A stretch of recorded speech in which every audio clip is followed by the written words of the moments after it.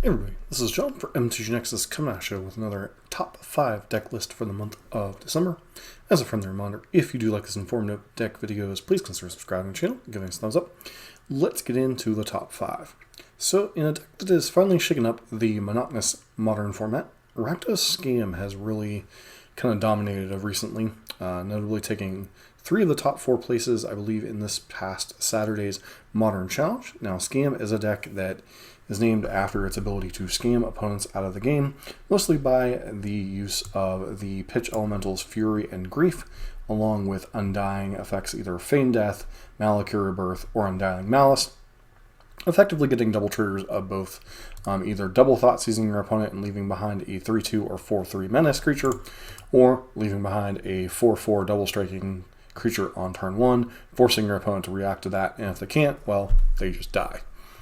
Beyond that, you're playing a Rakdos mid-range good stuff deck with Ragavan, the Nimble Annoyance, along with Seasoned Pyromancer for a little bit of card selection, playing Blood Moon to choose your opponent out of the game, and then beyond that, you're using things like Thoughtseize, Dothy Voidwalker, and various removal spells to kind of get there as kind of this backup game plan if your scam game plan doesn't come to fruition.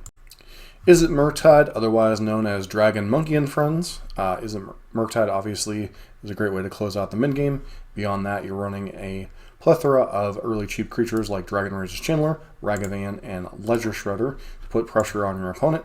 And then you're using all the best tempo cards in the format. You're using things like Counterspell, Spell Pierce, Lightning Bolt, and Unholy Heat to disrupt your opponent's strategy, and trying to kill them as quickly as possible. Beyond that, you have things like Expressive Iteration and Consider to filter your draws, along with Mishra's Bauble, so you effectively see a lot of your deck and can find most of the cards you're looking for. One change this deck has made recently with the printing of Leyline Binding and the Greedier Mana Bases is they moved away from the Archmage's Charm builds largely, and they moved to Blood Moon in the main deck, much like you see out of the Scam deck. This is mainly aimed at targeting the vulnerable land bases of Modern. As people play Greedier Mana Bases, Blood Moon obviously rises in stock, and you're already playing 4 of Ragavan, so you can easily drop this on turn 2. Effectively, this is the best tempo deck in the format, and along with Scam, performs the best Blood Moon Ragavan decks in the format, and really puts the pressure on decks to answer things quickly, otherwise they will just die. A deck that is returning to the top 5 that was kind of out of it last month is Omnath Control. Now obviously with the banning of Yorion, the Omnath decks kind of had to refigure themselves out. And a lot of them have basically become a 4-color blue-white control deck splashing Omnath and Renin 6. You're using things like Counterspell, Archmage's Charm, and Solitude, as well as Leyline Binding with your Greedy Mana base to try to keep yourself alive. And then you're playing the blue-white control special of Teferi Time Raveler, Hero of Dominaria, and obviously a bunch of counterspells. You obviously have the power of Renin 6 and Omnath backing you up, and then using things like Prismatic Ending to keep yourself alive in the early turns.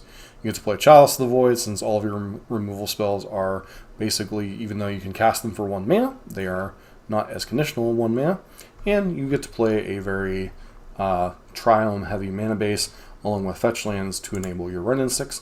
Obviously, the power of this deck is Omnath and Renin 6. It was weakened, but not killed by the banning of Yorion. Another deck that continues to perform very well with a very greedy mana base is 5-color mono red, otherwise known as Indomitable Creativity. You're trying to put copies of Archon of Cruelty into play, ideally, to overwhelm your opponent with card advantage, forcing them to stack stuff, gain a bunch of life while you're drawing cards or discarding cards. And then beyond that, you're just playing this kind of 5-color good stuff mid-range pile, using things like Fire Ice and Lightning Bolt to buy yourself time. You're a Renin 6 deck, of course you are if you're playing red and green in the format anyway. Fable and Mirror Breaker as kind of a way to filter through your draws. Prismari Command is a way to filter through your draws and create treasure tokens for your Indomitable Creativity to target. And then, obviously, you're playing a basically all mountains mana base with Dwarven Mine as your payoff to be able to have tokens in play to be able to target with Indomitable Creativity. This deck is very good into a lot of the matchups that we've kind of talked about.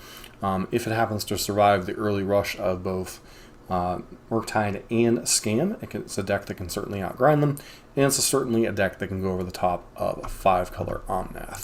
Finally, stop me if you've heard this before, Hammer Time. This deck is a deck that consistently puts up results.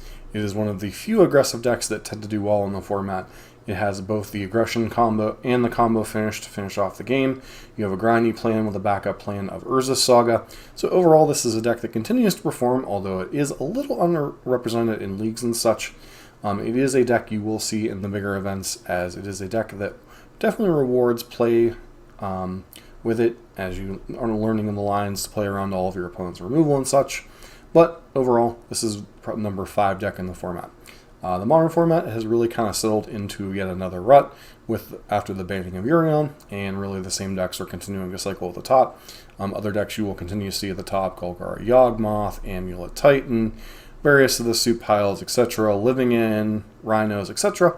But these are the decks you can expect to see, and these are the decks that have done well toward the end of November 2022, hence why I'm calling them the top 5 decks of the modern format going into December 2022.